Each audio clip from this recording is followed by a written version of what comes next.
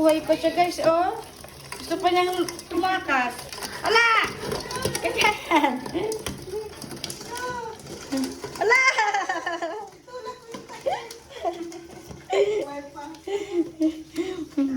Buhay pa. Gusto tumakas, may asin ka na nga dyan. Sarap ka na mamaya. Oh, namumula-mula na. Wala, kawawa naman. Naawa pa. Bakit gusto mag-alaga?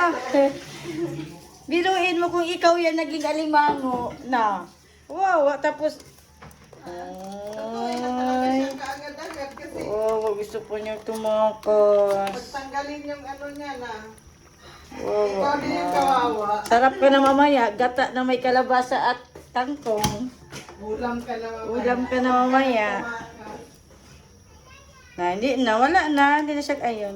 Konti na lang ang lakas niya. Hindi na masyadong gumagalaw.